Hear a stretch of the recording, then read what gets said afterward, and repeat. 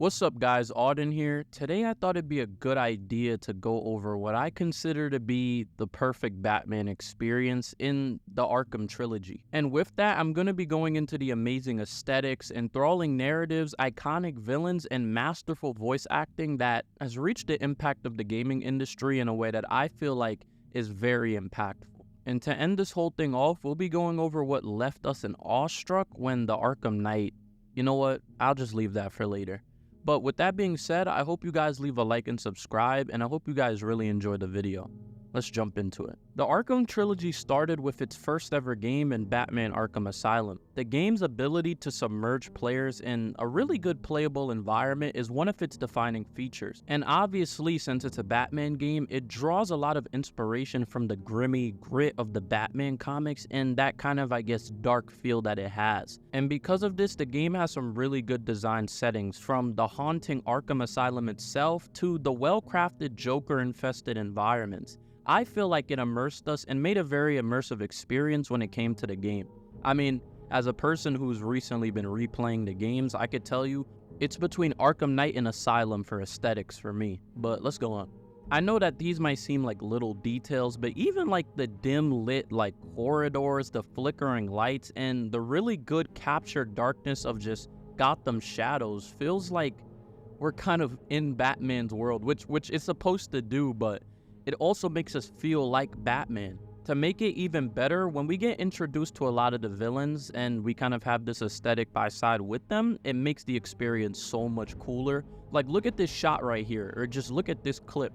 Like, I really feel like Batman, and this is one of the reasons I fell in love with the character so much. And this is a lot of the things that Arkham Asylum kind of has that makes the game so amazing. And when it was time to make a sequel, you could just imagine these things were just made even better. Building upon the foundation laid by its predecessor, 2011's Arkham City elevated the experience to even bigger and better heights. But this time, we were given an entire city to explore. And what a city that I feel like it was, in terms of just the alleyways, the towering skyscrapers, and the ominous corners of Arkham City mixed in one made a really good and cool look to it. I think a lot of these designs are basically to go hand in hand with Batman's psyche, as when he went through the city bursting at the seams and criminals and chaos, the narrative altogether was, I guess, to portray that Batman was kind of going through a tough time during the events of this game. Wow. And then what made it even better is how the narrative pretty much put together this whole group of villains, culminating in like a climactic showdown with Hugo Strange and Joker, of course. The cool blend of open world exploration and tightly woven storytelling kept us teetering on the next thing that was to come. And instead of directly making a sequel to Arkham City, we got something a little bit better in Arkham Origins, which is basically, as the title explains, an origin story to Batman in a way, and how he became Batman in this timeline, and all of the villains that follow, such as Joker, Black Mask, and etc. This game gave us the introduction of villains like Deathstroke, Lady Shiva, and more, exploring more into their stories as well. To give an example, we can look at this scene here, which is one of the most popular scenes from this game, where Alfred is yelling at Bruce because of the fact that Bruce has been too involved with this Batman thing, and we see that Alfred really cares for him, something that was kind of left out in the other games. Master Bruce, stop! Master Bruce, Bruce, I will not in good conscience allow you to go. You're outmatched by these assassins. You're not some hardened vigilante. You're a young man with a trust fund and too much anger. You're in over your head, and I don't want this to. And as much as I enjoy people like Robin in Arkham City and Arkham Knight, it was good for it to just be Bruce and his villains for a change. Then once we learned that the Joker's behind everything in this game, it kind of makes it a little bit uninteresting. The whole point of this game and the whole hook that had everybody so invested was the fact that we wouldn't have to see Joker too much in this game. And this would be back to base Batman, one that's dealing with earlier threats. But when it's revealed that Joker's behind everything, it kind of diminishes all the emotional attachment we had with the game. To make things even worse, and you've probably heard other YouTubers say this as well, Arkham Origins is notably looked at as an Arkham City clone in terms of gameplay.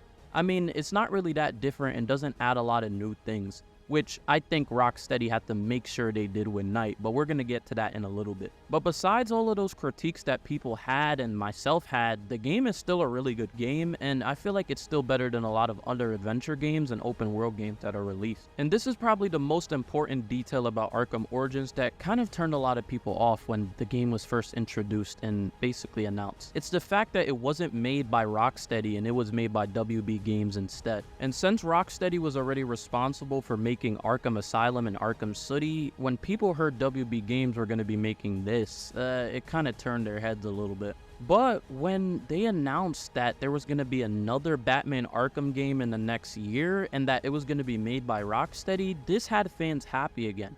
And if you don't know already, I'm talking about Batman Arkham Knight.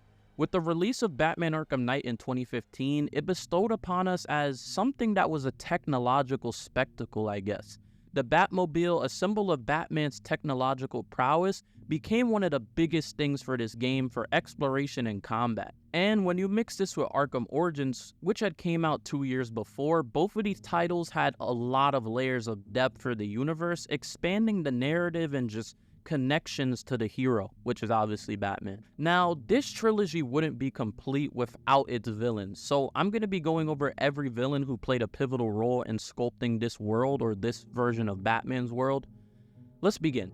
Joker, Two-Face, Scarecrow, each villain felt like a living embodiment of their comic book counterpart, and pretty much made this trilogy very enjoyable. Let's also not forget the really good voice acting that made these characters what they were as well, with Mark Hamill's really good Joker and Kevin Conroy, RIP, commanding Batman's level of voice acting that surpassed other performances in the past, making him basically the greatest Batman voice actor to ever live. And I feel like because of these portrayals from both of them, it made both of their characters elevate in terms of popularity even more. And to make this even better, in Batman Arkham Knight, we get Troy Baker, who plays the Arkham Knight, who claims to be a person from Batman's past who knows everything about him. The Arkham Knight is a really good villain because of that, and he's able to anticipate a lot of Batman's moves, making Batman really think, who is this? Then when we finally get the reveal of who the Arkham Knight is, we're blown away with the fact that this version of Batman pretty much abandoned somebody that he had a lot of love for, or that's what's at least stated in the game. Who are you? You really have no idea, do you, Bruce. Jason. But you're dead. Now, the Arkham Knight is pretty much revealed to be Jason Todd, who, if you don't know, in the comics is the second Robin. Just like here, he's also the second Robin as well. So with that, it leaves for one of the greatest reveals in a video game ever. And we finally get to see this version of Batman get emotional, and he shows contempt towards Jason's situation and expresses how he didn't know that he was alive. And like I said originally, Troy Baker does a good job of portraying Jason's emotions in this game and makes it really good. I think a lot of people would agree that Arkham Knight is probably one of the best games ever, top 20 in my opinion, in terms of video games. And with that being said, the Arkham Trilogy's impact extends far beyond just Batman's universe and his genre. These games not only set a new standard for titles just like this, but also kind of redefined and changed how action-adventure games are looked at in its whole genre. With its innovative combat mechanics, really good detective mode, which is really immersive and interesting, and its well-crafted open-world environments such as the crates, the garbage cans, any little thing that just, like, it's just so good. Like, it's just, any little thing just looks good in this game.